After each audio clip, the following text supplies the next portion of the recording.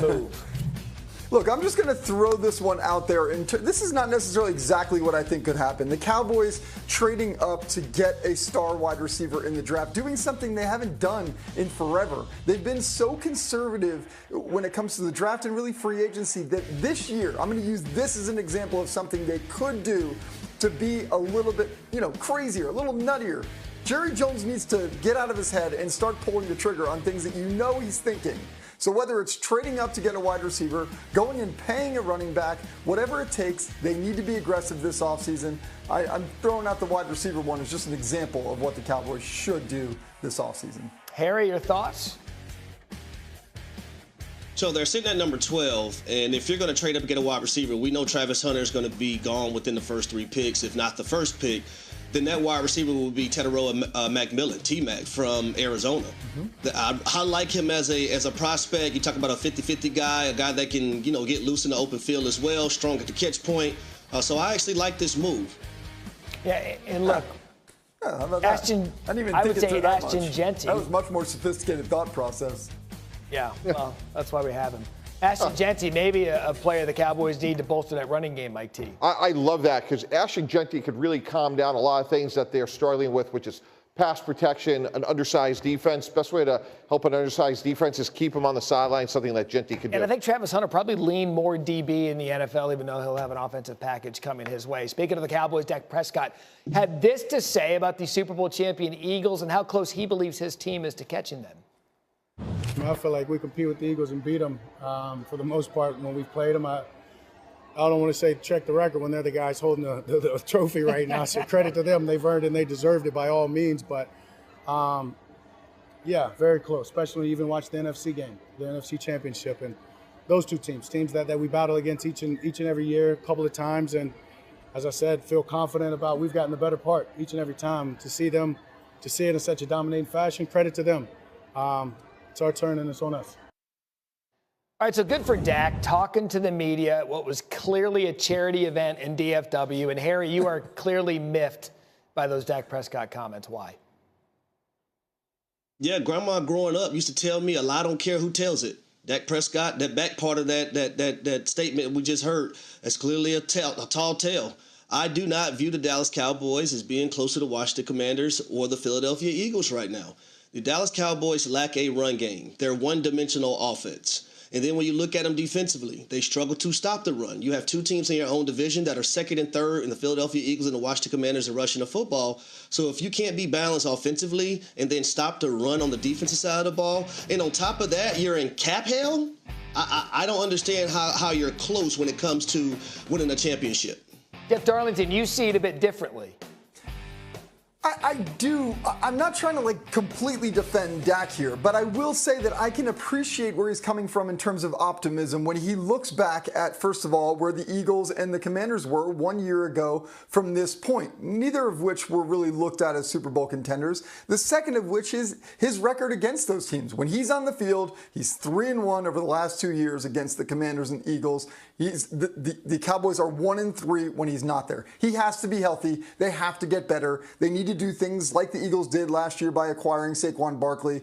I'm with you guys. It's too much, but the guy's at a charity. Let him preach a little bit. Let him feel good.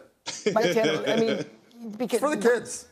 It is for the kids, and you're right. There should be an opportunity for Dak to speak to the media and us not kill him for it. But when you look at the big picture for the Cowboys, it would be different if they were 10-7, wild card team, get in, win a game, make a run, and say you're close. Yeah. You're 7-10. You weren't even in the zip code. Right, Matt, we talked about it in this morning's meeting. He could have come out and said, hey, we have a lot of work to do. We respect what Philadelphia did, but we're going to compete and we're going to close the gap. I mean, again, they need a right guard. Zach Martin may retire. Terrence Steele gave up 14 sacks. They need a running back. They need a receiver opposite CeeDee Lamb. And we're not even talking about the defense or the fact that his cap number right now is approximately $80 million more than Jaden Daniels, who's younger and more productive. So they are a lot closer. The reality is they are closer to the bottom of the NFC East than to the top. Now, that could change. We saw Philadelphia do a great job last offseason. But when he made those comments, you can lose credibility when it just looks like the context of what he's saying is just so disparate from where they really are right now sitting here in mid-February. Darlington. He's not on the set of Get Up. Like, he's not trying to, create controversy here. He's just trying to say something. This isn't like, let's get him on the panel and see if he can defend himself. No, and Darlington, we're making light of it, and you're right. I mean, he was out there talking to the media locally, saying that he believes, having confidence in his team. But, Harry, this is a situation for the Cowboys. This is purely money-based for them going into the offseason, and that's it. Yep. And that's the difference between the Washington Commanders and the Dallas Cowboys, who have the third most cap space to be able to bring in free agents and whatnot. They have a ton of draft picks as well. And then when you look at the Philadelphia Eagles, you look at Adam Peters and what he has done, but also you look at Howie Roseman and what he's done for the Philadelphia Eagles and bringing in players, and also from a money perspective, calculating things, it's drastically better than what Jerry Jones has done in Dallas.